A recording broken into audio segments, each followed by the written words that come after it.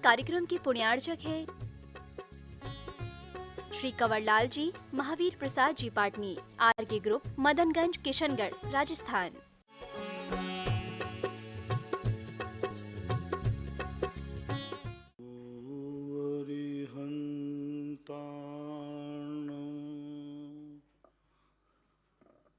नमो सिद्धाणं नमो आयर्याणं नमो वज्रायाणं नमो लोये सवसाहूर्णम्।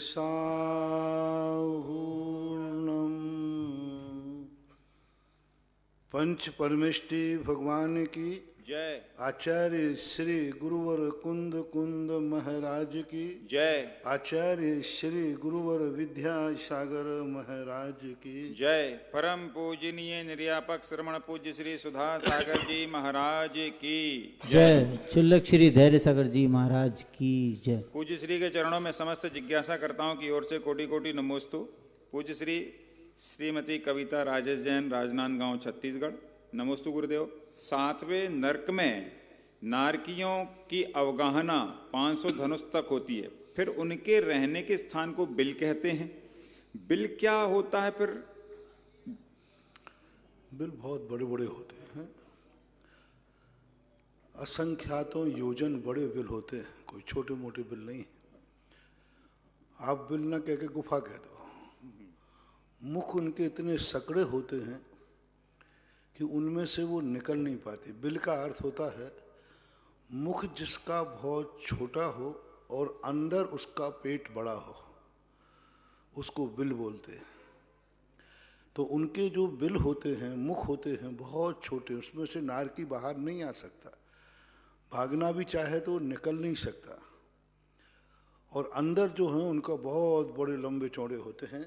Bill का आकार होने से उनको बिल कहते हैं। उनकी अवगाहना, उनका स्थान बहुत बहुत संख्यातों योजन प्रमाण होता है। नारकियों की और स्वर्ग में रहने वालों की आयु कई सागर की होती है, तो फिर पृथ्वी पर रहने वालों की आयु इतनी कम क्यों होती है?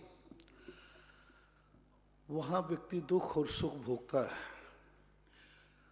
मोक्ष मनुष्य में जाने के लिए तो मात इसलिए भेजा जाता है कि जिनको मोक्ष जाना हो वो जल्दी चले जाएं।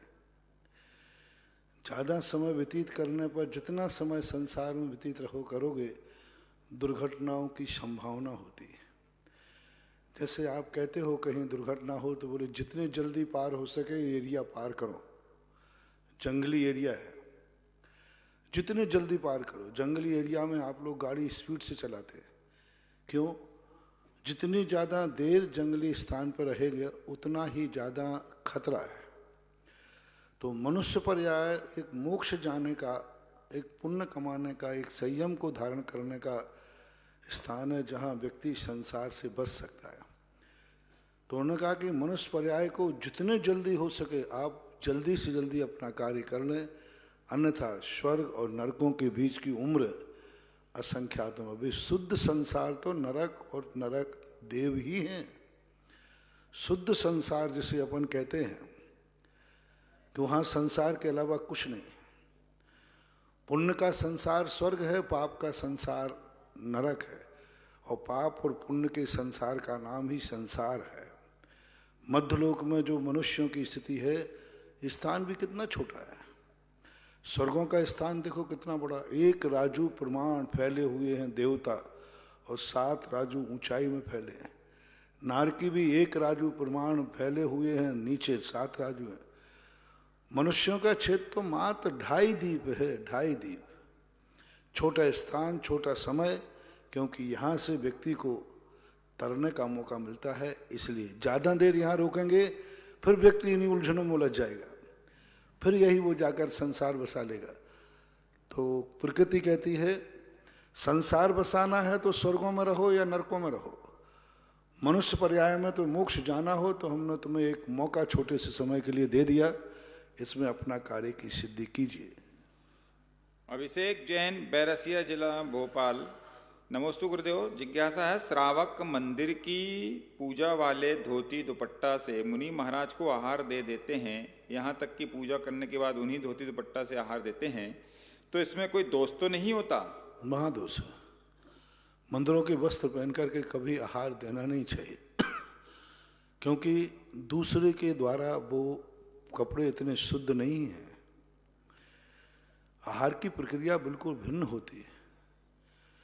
वहाँ पर मन शुद्धि, वचन शुद्धि, काय शुद्धि सब बेले जाते हैं। मंदिरों के कपड़े कभी आहार के समय उपयोग में नहीं करना चाहिए। शीला जैन भोपाल से, गुरुदेव परिवार की ओर से नमोस्तु।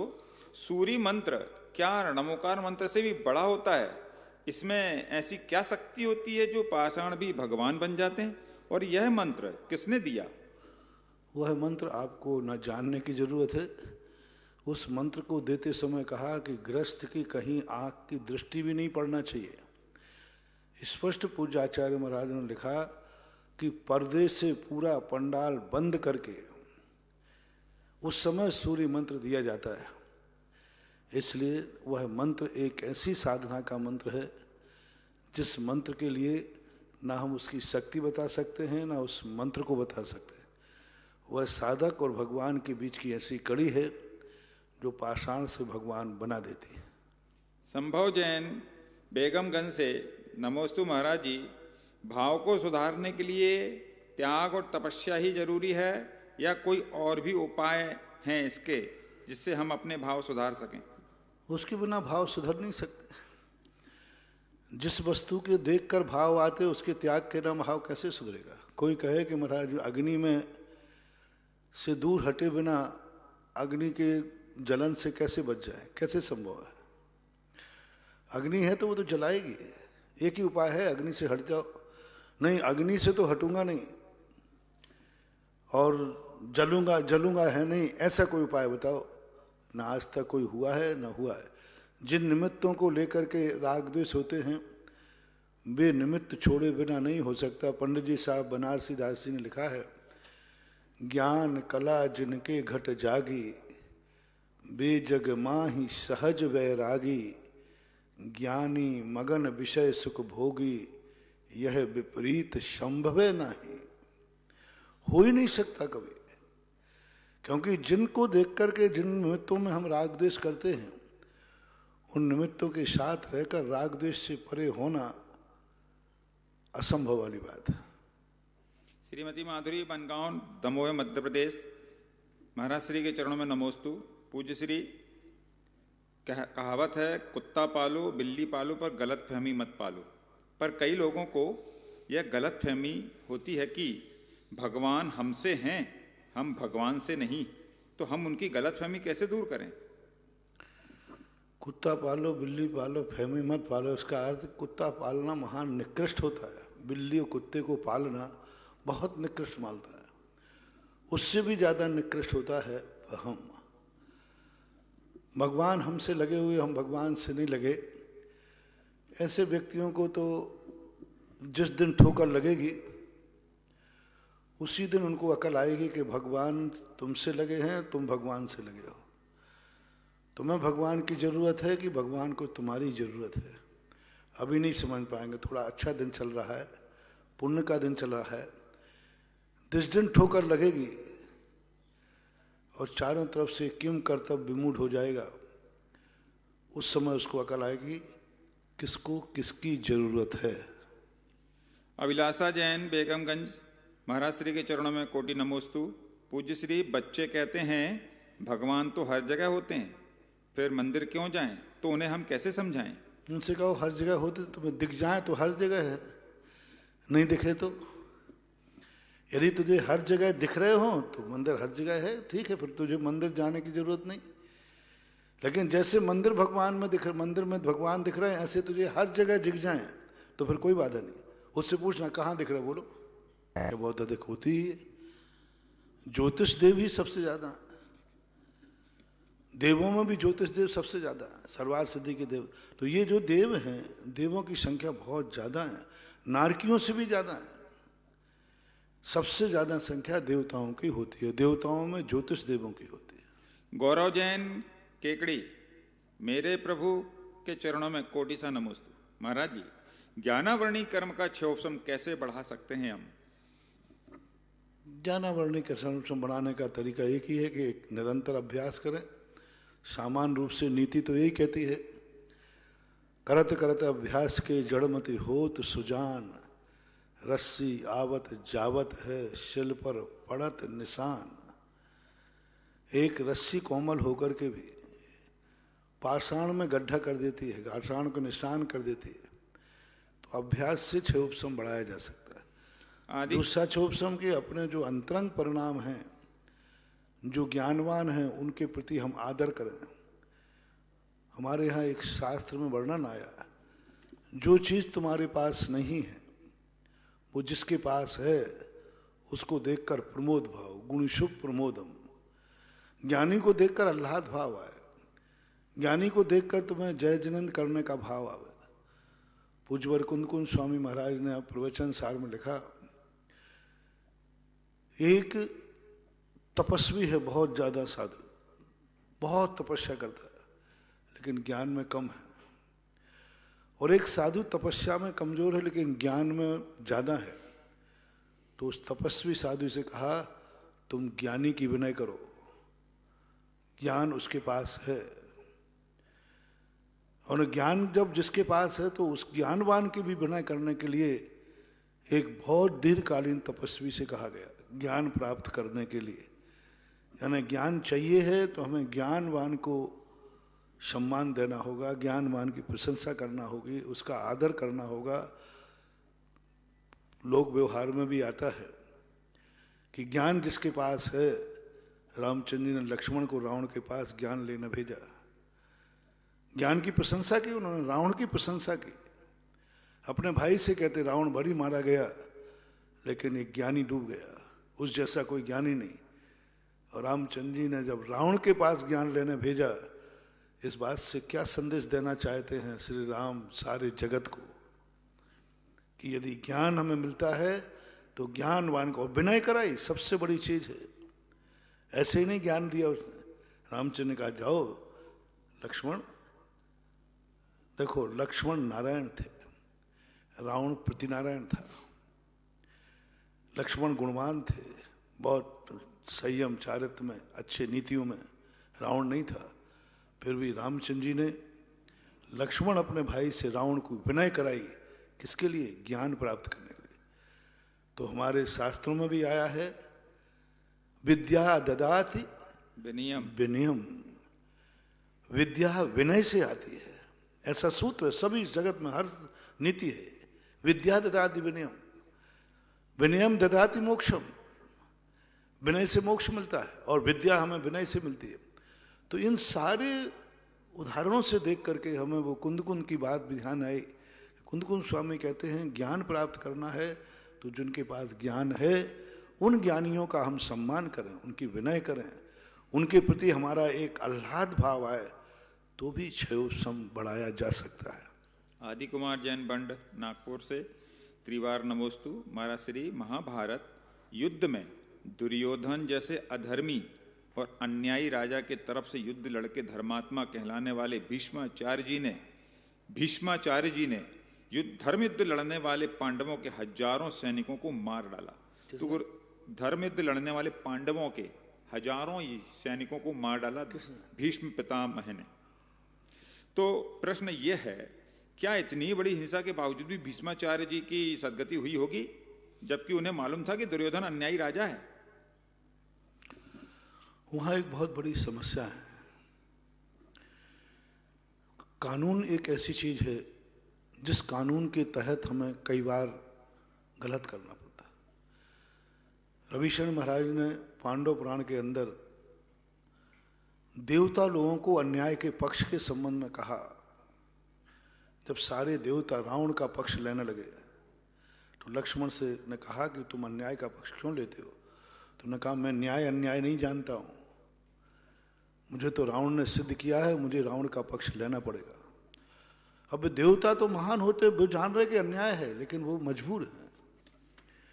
इसी प्रकार कई बार कानून ऐसा बन जाता है, राजतंत्र का कानून था कि उस समय उन्होंने प्रतिज्ञा ली थी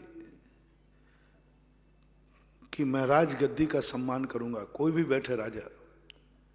पहले के लोग ऐसे, और वो कानून बन जाता है और कानून का उल्लंघन करते हैं तो वह ठीक नहीं माना जाता। बर्बरीक ने भी देखो क्या कहा, बर्बरीक को क्यों मारना पड़ा? उसने गुरु को वचन दे दिया कि मैं हमेशा कमजोर पक्ष से लड़ूंगा, जो पक्ष कमजोर पड़ेगा उससे लड़ूंगा। वो पांडव भीम का पोता था, घटोत्कच का बेटा था बर्बरीक। अब घटोत्कच का बेटा बर्बरीक गुरु को वचन दे दिया अब युद्ध होना है,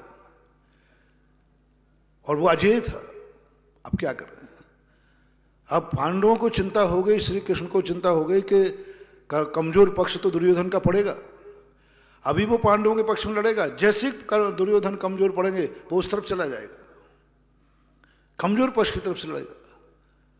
और यदि वो दुर्योधन के पक्ष में चला गया भीम का पोता, तो पांडवों की हार निश्चित है। अंत में उसको जिस ढंग से हुआ उसको शीश काट के, गुरु दक्षिणा में शीश लेना पड़ा। और फिर उस शीश के लिए खाटू श्याम जी जो है यहाँ पर राजस्थान में, खाटू श्याम जी में उसके शीश की स्थापना की गई। और खाटू श्याम आज भी वो बर्बरीक का सिर माना जाता है। खाटू श्याम जी थोड़ा सा सिर है। तो अब वहाँ देखिए कितनी बड़ी चीज, अपना ही पोता सब कुछ होकर के भी अब उस समझ दिया, और अपने ताश्री के विरुद्ध में लड़ेगा, कमजोर पक्ष में वचन दे दिया। तो आज उस समय के जो राजतंत्र की व्यवस्थाएं थीं, उन राजतंत्र की व्यवस्थाओं को आज हम नहीं तोल सकते। आज मानव अधिकार है, उस समय इस प्रकार राजतंत्र में ये सब नहीं चलता। बहुत सारी ऐसी कितनी कथाएं हैं, कितने स्थान हैं। भीष्म पितामह की बात करते हो, और भी कितने कथाएं हैं जहाँ पर बाध्य होना चाहिए, बाध्य नहीं होना चाहिए, लेकिन कानून कानून होता है। महेंद्र जैन पत्रकार इंदौर से, नमोस्तु गुरुदेव। माना जाता है कि हीरा परखने वाला जौहरी बहुत महत्वपूर्ण और चतुर होता है, लेकिन पर की पीड़ा परखने वाला अत्यंत महत्वपूर्ण और भावनात्मक होता है। महाराज जी, हीरा परखने वाले जौहरी की कद्र तो पूरी दुनिया करती है, लेकिन पर की पीड़ा परखने वाले व्यक्ति को दुनिया दरकिनार कर देती है, ऐसा अक्सर देखा जाता है। तो महाराज श्री, इसमें क्या कारण हो सकता है? हीरा हमें प्रत्यक्ष रूप से लाभ देता है। पीड़ा बांटने वाले का प्रत्यक्ष लाभ हमें ज्यादा दिखता नहीं, उसकी कीमत बहुत बाद में होती है, इसलिए लोग उसकी कद्र नहीं करते। पीड़ा बांटने वाले को लोग कहते हैं अरे भाई ये धर्मात्मा जीव होगा, ये ऐसा होगा वैसा होगा, लेकिन ऐसी बात नहीं। परमार्थ क्षेत्र में उसकी कद्र होती है। एक ना एक दिन उसको लोग पूछेंगे, आज नहीं पूछेंगे कल पूछेंगे। आखिर हीरा बांटने वाला हारेगा, पीड़ा बांटने वाला जीतेगा। लेकिन अब इसके लिए यही है कि वहाँ प्रत्यक्ष तुरंत लाभ दिखता है, इसने मुझे हीरा दे दिया। अब वहाँ नहीं दिखता कि इसने मेरा दुख दूर कर दिया, क्योंकि जनता उपकार को भूल जाती है। किसी ने अपने ऊपर उपकार किया है, 2 मिनट में भूल जाते हैं। अपना काम बनता, भाड़ में जाए जनता। व्यक्ति स्वार्थी है। गरज परें कछु और हैं, गरज सटें कछु और, तुलसी भांवर के पढ़े नदी शराबे मोर। इस संसार की नीतियां हैं, लेकिन ऐसी बात नहीं है। जो करुणा और दया करता है, एक ना एक दिन उसका फल मिलता है, निष्फल नहीं जा सकता। एक चींटी को भी अपन बचा रहे हैं, ये कहीं ना कहीं हमारे लिए आएगा। ज्ञान सागर महाराज ने एक दयोदय नाम का चंपू लिखा। एक धीवर ने एक बार मछली बचाई थी, एक बार 5 बार मछली बचाई। एक मछली को उसने दिन भर में 5 बार वो, लेकिन उसने नियम लिया था मैं एक मछली को नहीं मारूंगा। उस मछली ने अगले भाव में 5 बार उसे मौत से बचाया। 5 बार मौत से बचाया। 5 बार उसके मौत के पूरे चांस थे, कोई दुनिया की ताकत नहीं रोक सकती थी। मरता वो पक्का है, लेकिन वो मछली का जीव आकर के बीच में बचा लेता। मछली 5 बार, क्योंकि उसको भी धीवर के जाल में फंसने से मछली बच नहीं सकती, लेकिन नियम से। अब देखो उस समय तो उसको कुछ नहीं मिला, धीवर को मरना पड़ा। अपनी पत्नी घंटा का बहिष्कार सहन करना पड़ा, लेकिन अंत में भवान्तर में उसको 5 बार जीवन में, अपने जीवन में कई बार ऐसे मौके आते हैं जहां हम मरते मरते बचते हैं। कैसे बच गए? कभी ना कभी किसी न किसी जीव को हमने बचाया था, अन्यथा बचने का कोई गुंजाइश ही नहीं रहती। इसलिए धर्म का फल थोड़ा सा परोक्ष हो। हम जब धर्म करते हैं तो चिल्ला के करते हैं, दुनिया को बताते हैं, लेकिन धर्म जब हमारी रक्षा करता है तो किसी को पता भी नहीं चलना देता कब किस मोड़ पे आकर के हमारी सहायता कर देता है। विजय जैन मुंबई से मुनिश्री को बारंबार नमोस्तु। महाराज जी, क्या जैन धर्म के अनुसार भूत प्रेत का अस्तित्व होता है? होता है तो ये किस रूप में होता है, और क्या ये बदला लेना परेशान कर सकते हैं? शापानुग्रह शक्ति का एक प्रसंग आता है, लेकिन वो ज़्यादा ऐसा करते नहीं जैसा आज अपन लोग करते हैं, हु करके पदमपुराजी में कहीं भी ऐसे आते हैं। ये सब नहीं, उनकी एक अलौकिक शक्तियाँ होती हैं और वे कुचित का जाते थोड़ा बहुत, कभी कौतूहल कभी बैर भाव के बस में आ जाते हैं, लेकिन वो अलौकिक घटना घटेंगे। 3 भूत प्रेत आने की 3 घटना है, 3 प्रसंग हैं। एक, जिसको ऊपरी बाधा होगी उसको कमरे में बंद कर दीजिए, ताला लगा दीजिए, ताला लगा रह जाएगा, वो तुमसे पहले कमरे के बाहर मिलेगा वो, क्योंकि यदि देवता है और उसकी इच्छा के विरुद्ध आप बंद नहीं कर सकते उसको। कहीं भी होगा, आप जैसे आप कहीं जा रहे हैं, जिसको भूत है थोड़ा सा धक्का दे दीजिए और वो समझ जाए तो एक थापड़ मारिए, कोई भूत पलित नहीं है। अलौकिक घटना होती है। हमारे शास्त्रों में भगवती आराधना में आया कि रात्रि में किसी श्रमण का मरण हो जाने पर दाएं पैर के अंगूठे में चीरा लगाया जाता है। बोले क्यों? बोले रात्रि में कोई प्रेत बाधा आकर के इस मुर्दे को नचा सकती है, आकाश में नचा सकती है, तो जिसको आएगा वो आकाश में नाचेगा। ऐसी अलौकिक घटना करेगा जो मनुष्य से संभव ही नहीं है, तब कहीं वो माना जा सकता है। ये जो आज ये सब भूत पलित हैं, डिप्रेशन है, महत्वाकांक्षाओं की पूर्ति नहीं होने से ऐसा होता है। आज के समय पे इस प्रकार की घटनाएं भ्रम है, ऐसा नहीं। सोहिल जैन इंदौर से नमोस्तु। महाराज जी, आजकल देखा जा रहा है कि जैन भाई बंधु क्रिसमस की सजावट साज सज्जा घर में करने लगे, तो क्या यह सब उचित है या मिथ्या का दोष है? क्रिसमस आ गई ना, तो इसके ऊपर साज सज्जा करते घरों में लोग, जैन लोग क्रिसमस पर साज सज्जा घर पर। क्रिसमस ईसाइयों का क्रिसमस ना 25 तारीख को हुई, क्रिसमस डे बोलो ना, क्रिसमस बोलते हैं उसको। क्रिसमस किस्मत समझ रहा हूं मैं, क्रिसमस डे के ऊपर बोलो ना सीधा। हाँ, क्रिसमस ने क्रिसमस बोलते हैं, तो उस दिन के लिए बराबर मिथ्यात्व का दोष है। पहली बात तो भारत देश को अपने आप में विचार करना चाहिए कि हमारे भारत को किस प्रकार से उन्होंने तहस नहस किया, और उन्हीं के उत्सव आदि की बातें आती हैं। फिर भी मैं तो यही कहूँगा, अपनी मर्यादाओं में, अपने सीमाओं में रहना चाहिए। अपने अपने देवता, अपना अपना इष्ट देव होता है, वहीं तक ही सीमा रखना चाहिए। स्वरूपचंद जैन, बंदना नगर, इंदौर। महाराज जी नमोस्तु। नियम शास्त्र में परमार्थ प्रतिक्रमण अधिकार की पहली 5 गाथाओं में प्रथम कहा है कि नारकी नहीं, त्र्यंच नहीं, फिर कहा कि भेद ज्ञान के अभ्यास से मायस्थ होकर चारित्र बनता है, माध्यस्थ भाग होकर के चारित्र बनता है। तो क्या सम्यक दर्शन होने के पश्चात भी भेद ज्ञान को भाना चाहिए? प्रश्न क्लियर नहीं है इनका। प्रश्न क्लियर ही नहीं है। हाँ। श्रीमती चंदा, भेद विज्ञान सम्यक दर्शन के बाद ही होता है। पहले गुरु कृपा से होता है, बाद में स्वयं अपने अनुभव से होता है।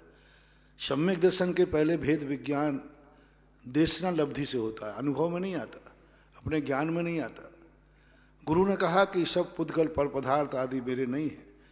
धीरे धीरे वो अभ्यास करते करते उसकी ज्ञान की पर्याय बन जाती है। हालांकि फिर भी परोक्ष ही रहता है, लेकिन उसके अनुभव में ऐसा आने लग जाता है। तो वेद विज्ञान तो अच्छी चीज है, ज्ञानी को ही होता है। श्रीमती चंदा, डॉक्टर मगन जैन, आष्टा, मध्य प्रदेश। पूज्य श्री के चरणों में नमन। मनुष्य किसे कहते हैं? इनकी उत्पत्ति का आधार क्या है? कुलकरों का इसमें क्या महत्व है? मनुष्य जैसे तुम हो, खुद ही मनुष्य, कोई उत्पत्ति का नहीं, अनादि अनंत काल से। एक व्यक्ति की अपेक्षा शादी शांत है, मनुष्य की अपेक्षा सृष्टि अनादि अनंत है। अनंत काल से मनुष्य अनंत काल तक रहेंगे। मनुओं से इसका, कुलकरों से इसका कोई संबंध नहीं है। मात एक व्यवस्था बनाते हैं, जैसे एक माँ बाप अपने बेटे को शिक्षा देते हैं, नई नई बातें सिखाते हैं, परिचय कराते हैं दुनिया में जो कुछ है।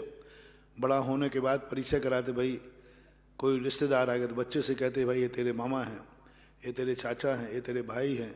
इस प्रकार का जो परिचय माँ बाप कराते हैं वो कुलकर कराते हैं। प्रकृतियों में ऐसी घटनाएं घट कुलकर बताते हैं, घबराओ मत, ये आकाश में सूरज चंद्रमा है, कोई आग के अंगारे नहीं है। बच्चे का जन्म होता है, उनका जिंदा रहेगा, बोले 2 कीड़े कहाँ से जन्म गए, बोले कीड़े नहीं हैं, ये तुम्हारे बेटे हैं। तो जो संसार में घटनाएं घटती हैं, आकस्मिक घटनाओं को एक व्यवस्थित माँ बाप के समान वो शिक्षा देते हैं, उन्हें कुलकर कहते हैं। उत्पत्ति से मनुष्यों का कुलकरों से कोई लेना देना नहीं, क्योंकि कुलकर भी मनुष्य ही हैं। डॉक्टर अंकित जैन, सारंगपुर, मध्य प्रदेश। नमोस्तु पूज्य गुरुदेव। लौकांतिक देवों को सारस्वत, आदित्य आदि संज्ञा क्यों दी गई है? उनके नाम है शाश्वत है, अनादि। शास्त्र में स्पष्ट आया है कि इनके नाम शाश्वत हैं, अनादि हैं, किसी ने रखे नहीं। उस विमान में, उस पद पर जो जन्म लेता है उन सबका सारस्वत नाम है, अनंत काल से वो नाम है। अपने जैसे नाम नहीं कि व्यक्ति का नाम व्यक्ति की मौत के साथ चला जाता है। वहाँ व्यक्ति का नाम नहीं होता, गद्दी का नाम होता है, विमान का नाम होता है। ऐसा। खुशी जैन, बनगांव, दमोह। महाराज जी को नमोस्तु। निगोद क्या होता है महाराज जी? यहाँ लोग किस पाप के कारण पहुंचते हैं? इससे कैसे बचा जा सकता है? निगोद जीवों की मूल उत्पत्ति स्थान है, मूल स्थान ही उनका है। सबसे पहले जीव निगोद में ही रहता है अनादिकाल से।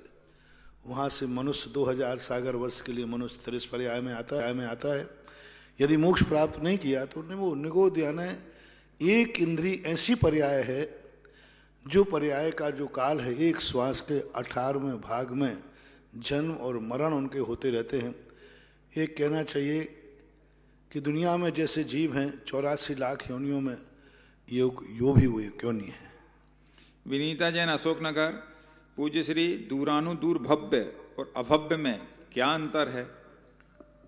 दोनों में अंतर इतना है कि एक को निमित्त मिलने पर भी नहीं सींचता है और एक निमित्त मिलने पर सींचता है, सींचेगा, निमित्त नहीं मिलेगा। एक को तो निमित्त नहीं मिलेगा, वो सींच सकता है। उसके लिए पूज्यवर शिवकोटि महाराज ने उदाहरण दिया, मेरू के नीचे रखा हुआ स्वर्ण। मेरू हटेगा नहीं, स्वर्ण निकलेगा नहीं, लेकिन वो सोना है।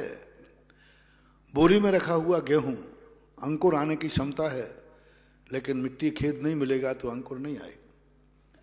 तो वो दूरानुदूर भव्य कहलाते हैं। अभव्य वो हैं जिनमें निमित्त मिलते हैं, व्यवहार राशि में आते हैं, मुनि बनते हैं, 9वें ग्रेविक तक जाते हैं, लेकिन निमित्त मिलने पर भी नहीं सींचते हैं, उनको अभव्य बोलते हैं। श्रीमती राजकुमारी रतनचंद जैन, गंज बासौदा। पूज्य श्री के चरणों में त्रैबार नमोस्तु। घाताइस्क किससे कहते हैं? घाताइस्क का अर्थ होता है किसी ने बहुत अच्छा कार्य किया, रेपुटेशन बनाई, बहुत ऊंचाई तक गया, लेकिन बाद में उसने अपने परिणामों को गिरा दिया, तो उसकी गायु का घात हो जाता है। यानी परिणामों को बाद में, क्योंकि 8 बार मौका मिलता है और 8वां बार यदि वो अच्छे नंबर से पास होता गया तो ठीक। जैसे मान लो किसी ने 33 सागर की आयु का बंद किया, बाद में उसके परिणाम गिर गए मरण करते समय, तो फिर मरण करते समय जो परिणाम होंगे उस आयु में उसका जन्म होगा। मूल आयु का परिवर्तन तो नहीं होता, लेकिन उसमें स्थिति का अपकर्षण हो जाता है।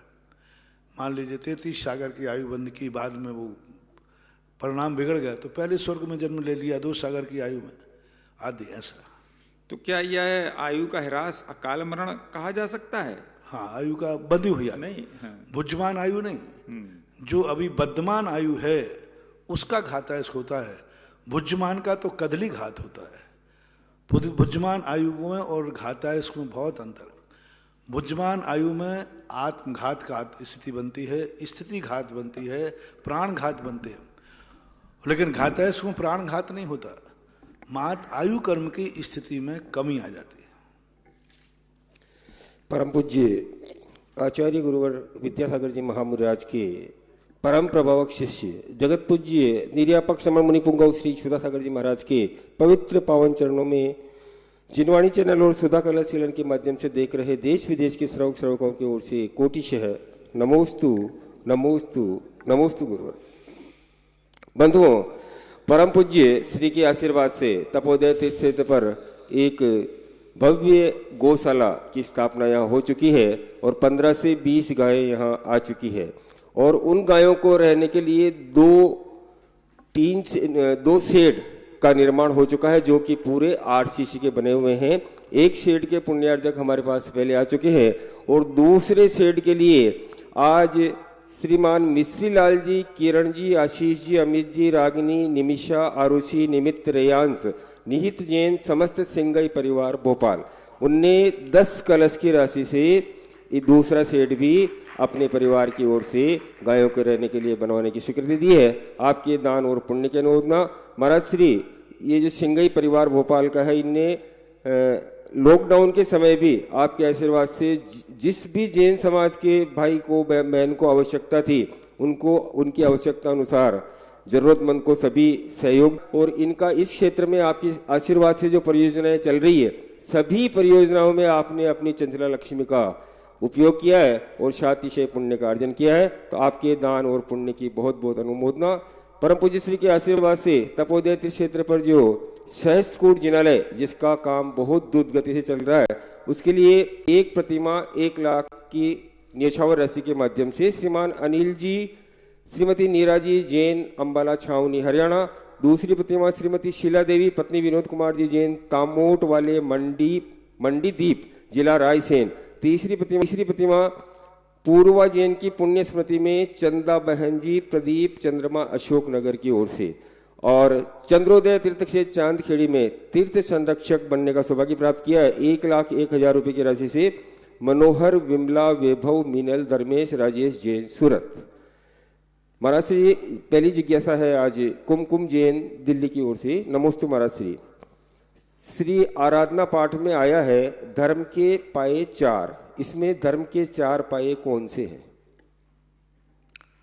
धर्म के 4 पाए के संबंध में अनेक प्रकार से मिलते हैं। धर्म ध्यान के 4 ध्यान होते हैं, आज्ञा विषय, विपाक विषय, अपाय विषय, संस्थान विषय। धारणाओं को भी पाए कहते हैं। धर्म ध्यान के 4 भेद हैं, पिंडस्थ, पदस्थ, रूपस्थ, रूपातीत, इस प्रकार से। गुना से सुषमा जी जैन की जिज्ञासा क्या वो आशीर्वाद चाह रही हैं। पूज्य श्री के चरणों में कोटिशः नमोस्तु। महाराज श्री, बेटी की प्रसूति ऑपरेशन से होना बताई थी डॉक्टर ने, और डॉक्टर ने ये कहा था कि बच्चा वेंटिलेटर पर रहेगा। तो मेरी बेटी ने ये कहा कि तपोदय तीर्थ क्षेत्र पर शांति धारा करवा दो। इधर सुबह 7:20 पर जैसे ही शांति धारा हुई उसके नाम से, और 8:20 पर बच्चे का सकुशल जन्म हुआ और दोनों स्वस्थ हैं। आशीर्वाद चाहते हैं गुरुजी, यह आपका ही चमत्कार है। कोई भी चीज में यदि शक्तियां नहीं होती तो हमारे शत महावर्ती आचार्य महाराज लोग इन सबको क्यों लिखते? भक्तांबर में इतनी वेदनाओं को दूर करने की बातें लिखी, क्यों लिखते? अब रही बात कि महाराज जी यदि इनमें शक्ति है तो इनकी शांति धारा करते हुए भी तो लोग मर जाते हैं, भक्तांबर पाठ पढ़ते हुए भी तो मरते हैं। तो फिर ये तो आपकी दवाई में भी है। दवाई आपकी रोग के लिए तैयार हो जाती है, लेकिन वो दवाई खाते खाते भी तो मर जाते हैं। लेकिन दवाई पे यही लिखा जाता है, इस रोग को दूर करने वाली दवाई, यही लिखते हैं। उस पर और कुछ नहीं लिखा रहता, यही लिखा रहता है इस रोग की दवाई। उस रोग की दवाई लेते लेते भी तो लोग मरते हैं। कितने लोग मर जाते हैं वही दवाई लेते लेते, जिसमें लिखा था इस रोग की दवाई। तो वहां भी यही होता है। इसी प्रकार यहां भी यही लिखा रहता है कि अशुभ कर्मों को शांत करने के लिए पुण्य की क्रियाएं करो, धर्म की क्रियाएं करो, अभिषेक आदि, पूजन, शांति धारा, पाठ आदि करो। लिखा यही रहेगा जैसे वहां लिखा इस रोग की यह दवाई, और दवाई खाते हुए मरता है। इसी प्रकार से यहाँ लिखा यही रहेगा कि इस संकट के निवारण की दवाई, उसके बावजूद भी मरण को प्राप्त हो जाता है। उसमें दवाई का दोष नहीं है। दवाई पे से श्रद्धा नहीं उठाना। कितने लोग दवाई खाते खाते मर गए, फिर भी दवाई ज्यों की त्यों चलती है, वही दवाई सब खाते। ऑपरेशन होते होते लोग मर गए, फिर भी ऑपरेशन हो रहे। लेकिन धर्म के क्षेत्र में कोई कहते अरे उसकी तो शांत धारा हुई थी, वो मर गया। धर्म के क्षेत्र में बहुत जल्दी लोग वहम कर लेते, बहुत जल्दी उंगली उठाते। वहां नहीं कहते कि भाई वो दवाई खाते खाते मर गया, आज से कोई दवाई मत खाना। 100% कोई गारंटी नहीं ले सकता, क्योंकि दवाई, पूजा पाठ ये निमित्त है, उपादान शक्ति भी तो है। उपादान शक्ति कम हो गई, आयु कर्म क्षीण हो गया, उपादान शक्ति में पाप कर्म की प्रबलता है, तो दवाई भली बीमारी की हो, एक को बीमारी की दवाई से, उसी दवाई से ठीक हो गया और एक उसी दवाई से मर गया। ये देखा जाता है। स्कूल में हर व्यक्ति पढ़ने के लिए जाता है और मास्टर पास होने के लिए पढ़ाता है, फिर भी फेल होते हैं, फिर भी लोगों ने स्कूल जाना बंद नहीं किया। ना जाने कितने फेल हो गए। लोग गाड़ियों में चलते हैं, एक्सीडेंट होते मरते हैं, लेकिन लोगों ने गाड़ियों में बैठना बंद नहीं किया। लोगों ने ये नहीं कहा कि गाड़ी तो सफर के लिए थी, हमारा परिवार का व्यक्ति मर गया इसलिए गाड़ी बदनाम हो गई हो, गाड़ियों में लोगों ने बैठना बंद कर दिया हो, सो नहीं हुआ। ऐसे ही धर्म के क्षेत्र में जानना चाहिए, धर्म एक निमित्त है। यदि उपादान में तुम्हारी शक्ति है तो धर्म काम करेगा। तो फिर महाराज, फिर धर्म ने क्या किया? धर्म के बिना काम नहीं होगा, धर्म ही सब कुछ नहीं करेगा। निमित्त कुछ करता नहीं है, लेकिन जब भी होगा निमित्त से ही होगा। साक्षी जी जतारा की जिज्ञासा है। नमोस्तु महाराज श्री। महाराज श्री 16 दिवसीय शांति मंडल विधान का 16 ही दिन करने का नियम लिया था, लेकिन शुरू के 5 दिन किसी कारणवश नहीं कर पाए। तो महाराज श्री अब जो ये 5 विधान बचे हैं, इनको हम आगे कर सकते हैं या नहीं कर सकते हैं? सब चीज़ें कोई विशेष नहीं है एक अपने आप में, क्योंकि अष्टांग का पर्व, विधान आदि अलग चीज़ है। ये एक सगुन के लिए, एक शुभ के लिए, एक अच्छे दिन की भावना है कि शुक्ल पक्ष हमें एक दिन ज़्यादा मिला, उजेले का दिन एक दिन हमें ज़्यादा मिला, उजेले का दिन ज़्यादा मिला। यानी शुक्ल पक्ष के 15 दिन होते हैं, तो शुक्ल पक्ष में एक दिन ज़्यादा मिला, तो उस खुशी है, एक प्रकार का एक खुशी का इजहार है। छूट गया कोई बात नहीं, और यदि करने के विकल्प है तो अभी एक दिन में 2 विधान, 2 बार कर लो विधान उसको, और क्या करें। और मजबूरी में छूट गए तो कोई बात नहीं, 5 दिन और आगे कर लेना। अगली जिज्ञासा ऑडियो के माध्यम से। मेरे गुरुदेव के चरण कमलों में मेरा और मेरे परिवार का कोटि से नमन। हे गुरुदेव, ये जिज्ञासा मेरे एक रिश्तेदार की है। उन्होंने पूछा है कि क्या एक निसंतान दंपति पंच कल्याणक में भगवान के माता पिता बन सकते हैं? नमोस्तु गुरुदेव, नमोस्तु गुरुदेव। निसंतान व्यक्ति बनाते तो नहीं है, नहीं बनाते हैं। फिर भी कई जगह कोई 1-2 ऐसे केस हुए हैं, तो स्थापना निक्षेप की अपेक्षा से किसी ने करुणा कर दी कि चलो इसको साक्षात बेटा को, बेटिया का संतान का लाभ नहीं मिला, भगवान का बना देते। तो एक करुणा बस किसी ने कर लिया, लेकिन कायदा से होता नहीं है। अगली जिज्ञासा पुनः ऑडियो के माध्यम से। मेरे इष्ट गुरुदेव को उज्जैन से राष्ट्रीय जैन का त्रिवाल नमोस्तु नमोस्तु नमोस्तु। हे भगवान, जैसे द्विदल होता है ऐसे क्या विदल भी होता है? क्या दूध के साथ सूखा मेवा और दालें नहीं लेना चाहिए? नमोस्तु गुरुवार, नमोस्तु। द्विदल के संबंध में बहुत सारी बातें आती हैं, क्योंकि स्पष्ट उल्लेख न मिलने से विवाद होते हैं। कई लोग दूध के साथ द्विदल मानते हैं। एक संयम सागर, सूर्य सागर महाराज हुए, जिन्होंने संयम प्रकाश करके एक ग्रंथ लिखा, उसमें उन्होंने दूध घी के सबके दूध के साथ उन्होंने द्विदल माना है, लेकिन प्रमाण नहीं है उसका। प्राय दही के साथ ही मानते हैं, खटाई से भी मतलब नहीं है, दही के साथ है। गौरस में मात्र घी और दूध से कोई विकल्प नहीं है, दही का मात्र विकल्प है। दही है, छाछ है, मट्ठा है, इनके साथ ही द्विदल का रूप विशेष रूप से है, दूध के साथ नहीं माना गया। बंधुओं, नववर्ष 2021 आने वाला है और चल ही रहा है, 2-3 दिन बाकी है। नववर्ष में अपने परिवार के नाम की शांति धारा तपोदय तीर्थ के बड़े बाबा और गगन विहारी पार्श्वनाथ भगवान के श्री मस्तक पर करवाएं और नए वर्ष का मंगलाचरण करके अपना पूरा नया वर्ष मंगलमय बनाएं। और इसके लिए मेरे पास आज जो नाम आए शांति धारा करने के लिए 1,11,000 रुपये की राशि से श्री नरेश कुमार जी, शांति कुमार जी, नवीन मधु जैन, कैंसर व्याधि निवारणम के लिए पार्श्व सुधा मेडिकेयर सेंटर दिल्ली। दूसरा नाम आया है 11,000 रुपये की राशि से आनंद कुमार, अमित कुमार, संजीव कुमार जैन, ईशागढ़, अशोकनगर। खुशबू जैन, अर्पित जैन, पूनम जैन, रजनीकांत जैन, दाहोद। श्री चंद्र राजकुमारी, दिनेश कुमार, मनोज कुमार, कौशिक गंगवाल, रेवासा, धोद, जिला सीकर, गांधीधाम। आभार निमित्तार्थम श्रीमती सुषमा राहुल, सिद्धार्थ प्राशुक, अनुश्री हेमांक राहुल जैन, स्टील, गुना।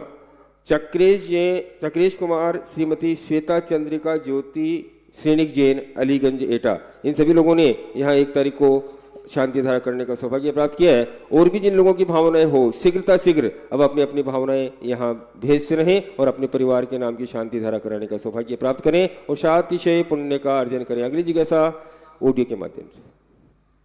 परम पूज्य निर्यापक श्रमण मुनि श्री सुदर्शगर जी महाराष्ट्र जी के चरणों में कोटिशः नमोस्तु। महाराष्ट्र जी, हमारी जिज्ञासा है कि द्रव्य वेद के समान ही क्या भाव वेद भी कभी बदलता है या नहीं बदलता एक जीवन में मनुष्य और तिर्यंचों की अपेक्षा से? कृपया जिज्ञासा का समाधान। पूज्य वीर सिंह स्वामी महाराज ने धवला की पहली पुस्तक में इस बात का स्पष्ट उल्लेख किया कि सभी कसाएं एक अंतर मुहूर्त वर्ती होती हैं, लेकिन तीनों वेद भी कसाय हैं, चारित्र मोहिनी के हैं, लेकिन ये जीवन में कभी बदलती नहीं है। आयु कर्म के साथ इनका उदय होता है और आयु कर्म के समापन पर ही इनका परिवर्तन होता है। अर्थात जीवन में किसी भी पर्याय में, चाहे देव हो, नारकी हो, त्रियंच हो, मनुष्य हो, भावभेद कभी परिवर्तनशील नहीं होता है। अगली जिज्ञासा है कुलदीप जी जैन, न्यूयॉर्क की ओर से। नमोस्तु गुरुवर, क्या तीर्थ क्षेत्र कमेटी में संरक्षक होना कमेटी की सदस्यता है? तीर्थ रक्षक और तीर्थ संरक्षक में क्या अंतर है? कृपया विस्तार से बतावें। दोनों में अंतर है। संरक्षक बनना ये तीर्थ क्षेत्र कमेटी के ट्रस्टी बनना है, व्यवस्थापक बनना है, सुचारू रूप से संचालन करना है।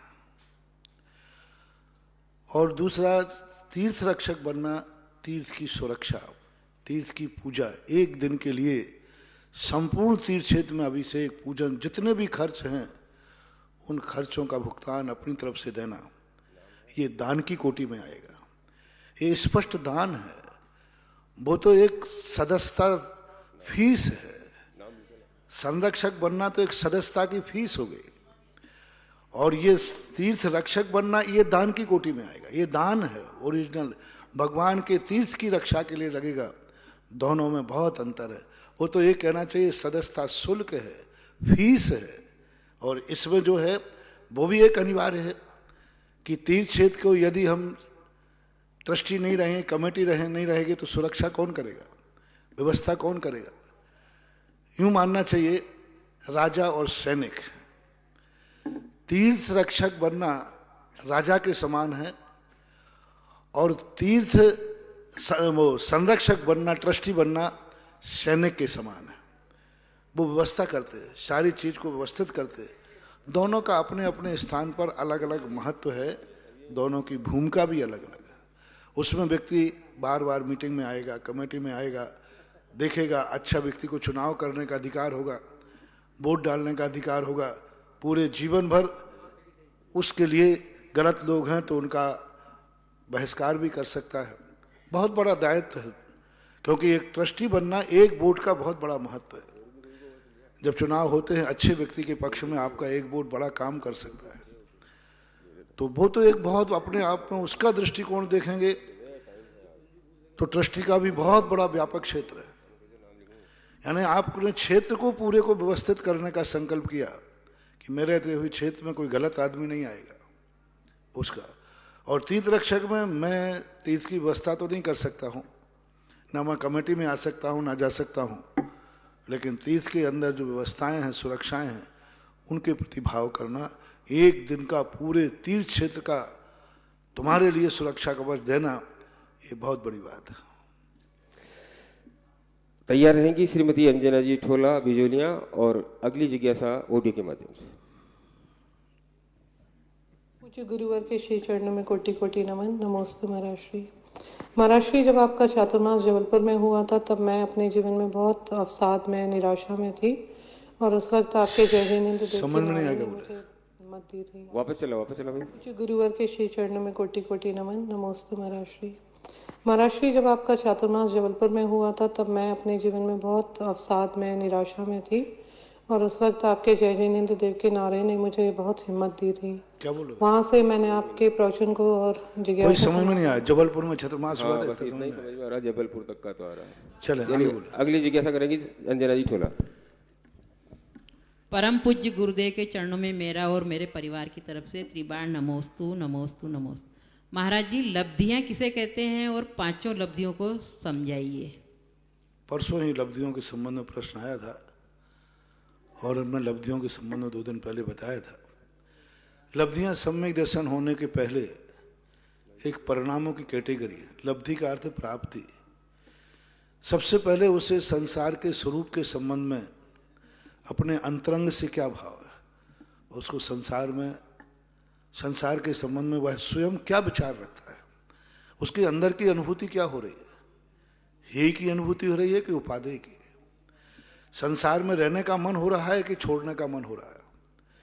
संसार के पुण्य के विषय भोग आदि जितने भी संसार की वस्तुएं हैं, इनके संबंध में उसका व्यक्तिगत विचार क्या है, गुरु का नहीं, भगवान का नहीं, स्वयं व्यक्तिगत विचार क्या है।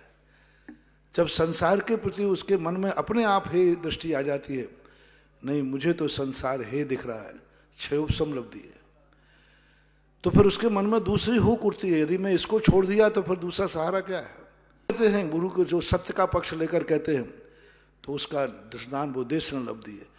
जब गुरु हमारी इन दोनों विचारधाराओं पर किसी एक पर सील लगाते या दोनों पर सील लगा देते, गुरु और कुछ नहीं करते। क्षयोपशम और विशुद्धि लब्धि में कि जो तुम्हारी जिज्ञासा थी उसकी समाधान करते। बोले ठीक है, ये सत्य ये है जो तुम खोज रहे थे, जो तुम्हें मिल नहीं रहा था। असत्य जो तुमने जाना है वो उसको सही है, उसको राइट कर देंगे। और जिस सत्य को तुम खोज रहे हो कि यदि ये असत्य है तो सत्य क्या है, वो गुरु बताते हैं, उसे देशना लब्धि कहते हैं।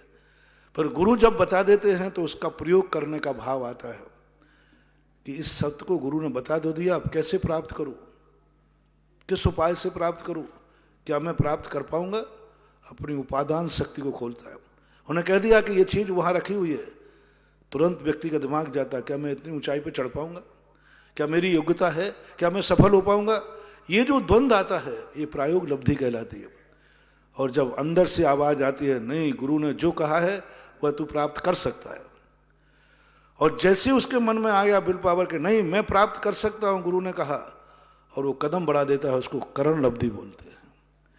तो ये 5 अपने परिणामों को सम्यक दर्शन के पूर्व अंतरंग परिणामों की एक टाइटल पेश किया गया है 5 नामों से। अगली जिज्ञासा सीमा जी जैन अशोकनगर और तैयार है कि श्रीमती संतोष जी पटवारी बिजोलिया। हमारे आराध्य गुरु श्री महामुनि राज के चरणों में त्रिवार नमोस्तु नमोस्तु नमोस्तु। महाराज जी, जब हम घर पे मंदिर में विधान करते हैं, शांति विधान और सिद्ध क्षेत्र पर विधान करते हैं, अतिशय क्षेत्र पर विधान करते हैं, तो उसमें कुछ अंतर होता है? अंतर पड़ता है। किसी भी कार्य करते समय 5 निमित्त कहे हमारा, द्रव्य, क्षेत्र, काल, भाव और भाव। जिसमें भाव की प्रधानता है ये बात अलग है, लेकिन ये कुछ ना कुछ कार्य करते हैं। द्रव्य क्षेत्र का कार्य पड़ता है, क्षेत्र का प्रभाव पड़ता है, काल का प्रभाव पड़ता है। ये मुख्य नहीं है। जैसे कभी कभी आपने देखा होगा स्कूल में पेपर में लिखा रहता है 10 नंबर राइटिंग के, 10 नंबर हाशिया छोड़ा है कि नहीं, राइटिंग अच्छी है कि नहीं, काना माना मात्रा लगाया है कि नहीं, पैराग्राफ बनाया है कि नहीं, इसके 10 नंबर होते। अब इस 10 नंबर से किसी आंसर का मतलब नहीं आंसर उसके सही है। 5 क्वेश्चनों में कहीं गड़बड़ी नहीं की, पूरे सही हैं, तो भी उसे 90 नंबर में से मिलेंगे, क्योंकि राइटिंग सही नहीं थी। सब कुछ सही लिखा था, लेकिन हाशिया नहीं छोड़ा उसने, पैराग्राफ नहीं छोड़ा। सब कुछ सही लिखा था, पूर्ण विराम लगाना, स्वल्प विराम लगाना भूल गया, 10 नंबर कम हो जाए।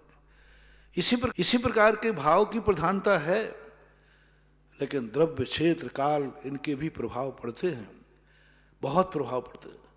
वही कार्य किसी क्षेत्र पर करना, माला फेरना, जाप करना क्षेत्र पर विशुद्धि भाव, यही शांति विधान आप क्षेत्र पे कर रहे हैं, इसका विशुद्धि भाव अलग है।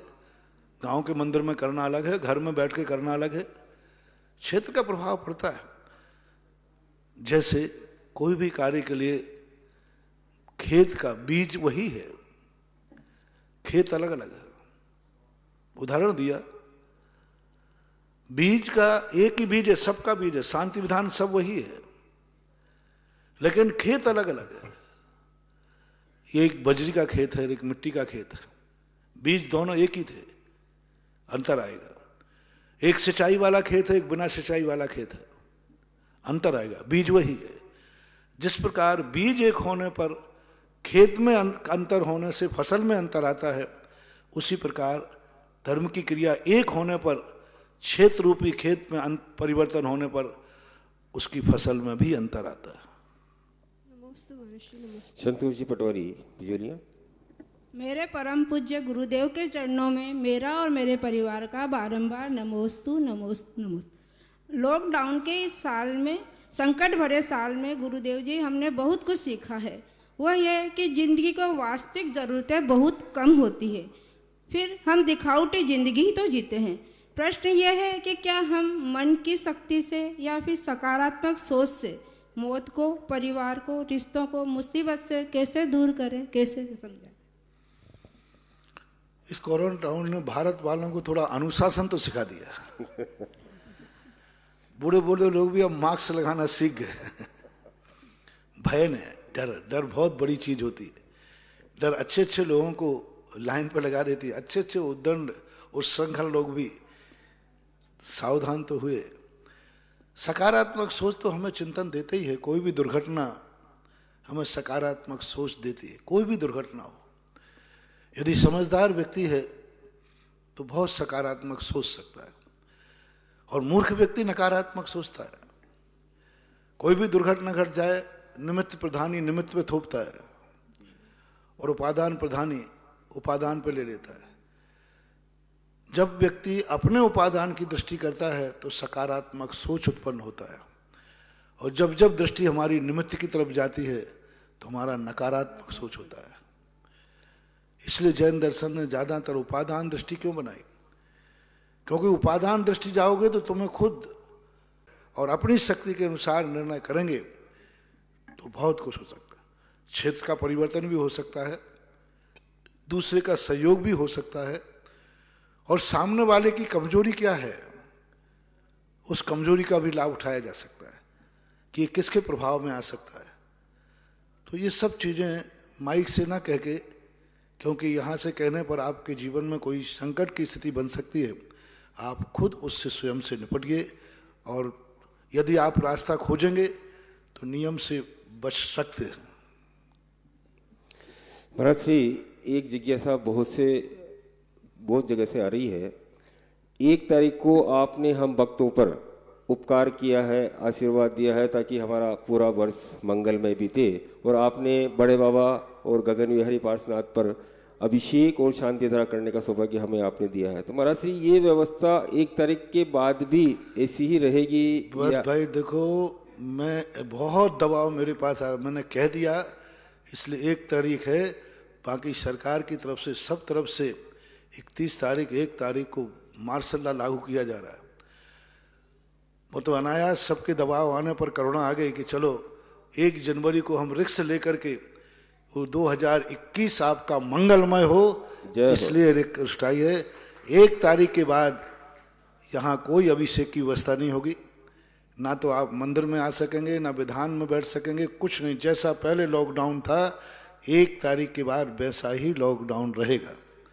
क्योंकि जैसे मैंने घोषणा की, बहुत लोगों से सवाल आया, सब लोगों ने कहा महाराज जी अभी नहीं, अभी कोरोना गया नहीं है, अभी इसकी बहुत तेजी से, और इसके जो रिजल्ट आ रहे हैं बताते हैं कि सरकार ने 31 तारीख की रात का कर्फ्यू लगा दिया है। 31 तारीख रात का है, 31 रात का कर्फ्यू। हाँ, रात में। तो इससे सिद्ध है कि रिस्क तो है, सावधानी अभी बिल्कुल भी मत चूको। अभी आप लोग थोड़ा और सावधान रखो। करोगे क्या, थोड़ा का अर्थ क्या, पर आज कब तक, अरे कब तक का सवाल नहीं है, जब तक कोई दवाई नहीं तब तक कोई ढिलाई नहीं। आप लोगों के यहाँ एक डायलॉग चलता है। तो इस प्रकार का कुछ भी नहीं, अभी नहीं, 1 तारीख बस जैसे तैसे करके 1 तारीख को ही मात्र आप अभिषेक और शांति धारा कर सकेंगे। उसके बाद बिल्कुल टोटल बंद कर दिया जाएगा। आप बाहर से जैसे पहले दर्शन करते थे बाहर से करें, अंदर तो किसी को नहीं आने दिया जाएगा, क्योंकि अभी बहुत रिस्क है, बहुत रिस्क है। और जैसे जैसे ठंड का प्रभाव पड़ता है, कोरोना भी अपने आप में, क्योंकि ये जानलेवा बीमारी है और इतनी अच्छी बीमारी है कि किसी के अंदर घर में नहीं घुसती है, घर में घुसती नहीं है और बाहर निकलो तो छोड़ती नहीं। और बीमारी तो डेवलप होती है, अंदर से जो पनपती है, कोई भी है बीमारी अंदर से होती है, ये अंदर से नहीं आती, ये छुआछूत की बीमारी है। आप दूर रहिए, जितना आप डिस्टेंस बना के रखेंगे उतनी आपकी सुरक्षा है। कल डॉक्टर साहब प्रभाकर भी कह रहे थे, महाराज जी अभी ज़्यादा छूट मत दो, यहाँ तो डॉक्टर बैठा लो, पहले तो जांच कराओ, और 3 बार निगेटिव आ जाए, 3 बार जांच, 1 दिन की जांच में नहीं, 1 दिन के बाद फिर जांच कराओ, 3 बार निगेटिव आने पर फिर बाद में सोचना। मैंने कि इतनी ना हमें जांच मशीन रखना है और ना इतनी भीड़ को बुलाना है। अब तो मुझे अकेले रहने में, भीड़ के बिना रहने में बहुत अच्छा लगने लगा है। बंधुओं, बहुत शांति 9 महीने से देख रहा हूँ, बहुत शांति, स्वाध्याय हो रहा है, अध्ययन हो रहा है, बहुत शांति, कोई बड़ी बात नहीं है। इसलिए 1 तारीख के बाद मेरी तरफ से तो यहाँ पाबंदी रहेगी। अब कमेटी के लिए तो मैं कुछ कह नहीं सकता, मैंने तो अभी 1 तारीख की घोषणा की थी, 1 के बाद फिर मेरी तरफ से तो बिल्कुल पाबंदी रहेगी, मेरा कोई आशीर्वाद नहीं रहेगा। फिर 1 तारीख को दोनों भगवानों का, बड़े भगवान का और गगन बिहारी का, दोनों का अभिषेक आप करेंगे, वो कमेटी ने बनाई है। बंधुओं, परम पूज्य श्री ने हमारा नया वर्ष मंगलमय होवे, इसी के लिए 1 तारीख को हमें ये छूट दी है। तो सभी लोगों से मेरा निवेदन है कि अधिक से अधिक यहाँ पहुँचे और भगवान का अभिषेक और शांति धारा करने का सौभाग्य प्राप्त करें। अगली जिज्ञासा ऑडियो के माध्यम से।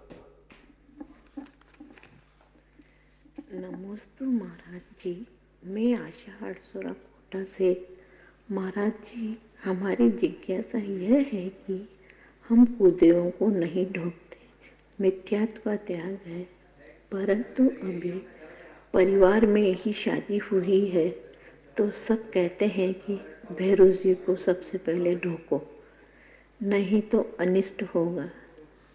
सबने ढोका परंतु हमने नहीं ढोका, तो अब आगे हमारे पर क्या प्रभाव पड़ेगा, कृपया जी। लोग समझ में नहीं आता कि लोग थोड़े से तुम्हें धमकी देते हैं, यहाँ ढोक दो तो नहीं तो अनर्थ हो जाएगा। और मैं तुम्हें कितने बार कहता हूँ कि प्रतिदिन यदि मंदिर नहीं आओगे तो अनर्थ हो जाएगा, कोई प्रभाव नहीं पड़ता। लोग तुम्हें कोई थोड़ा भी कहते थे, देखो तुमने वहाँ हाथ नहीं लगाया तो अनिष्ट हो जाएगा, ये हो जाएगा। और हम साधु लोग जिनवाणी माँ हजारों सालों से कहते आए कि तुम श्रावक होकर रात में खाओगे तो अनर्थ हो जाएगा, अनिष्ट हो जाएगा, तो भी तुम बेशरम बन के खा लेते हो। और क्या सोच गए, महाराज तो कहते ही रहते हैं। हम हर चीज को हम कहते गुटखा मत खाओ अनर्थ हो जाएगा, वो कहता महाराज तो कहते ही रहते हैं। अरे भाई सुबह उठकर के भगवान का अभिषेक पूजन करो, अरे महाराज तो कहते ही रहते हैं। अरे भाई जब महाराज की बात को तुम कहते ही रहते हैं तो इन लोगों की बातों पर भी यही कह दो, ये लोग तो कहते ही रहते हैं, हमें धोख नहीं देना, बस खत्म। इन लोगों का काम ही कहना है, मिथ्या दृष्टियों का काम है कहना कि अनर्थ हो जाएगा। धर्म की बातों पर अपन को अपने आप में दृढ़ रहना है, रेवती रानी जैसा रहना है, दृढ़ता से रखो, कुछ नहीं होगा, क्योंकि असत्य है ही नहीं तो बिगाड़ेगा क्या, असत्य है ही नहीं तो बिगाड़ेगा क्या, और सत्य है तो उसकी शरण में जाना ही चाहिए। असत्य मात्र एक डर का भूत है। जिस कुदेव, मिथ्या का अर्थ है झूठा, जो है ही नहीं उससे क्या डरना, ऐसा मानना चाहिए। आज की जिज्ञासा समाधान का समय यही समाप्त हुआ है। जिन्होंने इससे पहले आज परम पूज्य श्री की मंगल आरती करने का सौभाग्य ऑनलाइन के माध्यम से प्राप्त किया है, श्री नरेंद्र कुमार जी, लाड देवी, विपिन, रीना, विवेक, विशाल, जैन, ठोला परिवार, सिंगोली। जिनवाणी स्तुति के लिए खड़े हो जाएंगे। जिनवाणी की ज्ञान से सूजी लोकालोक। इस कार्यक्रम के पुण्यार्चक थे श्री कंवरलाल जी, महावीर प्रसाद जी पाटनी, आरके ग्रुप, मदनगंज, किशनगढ़, राजस्थान।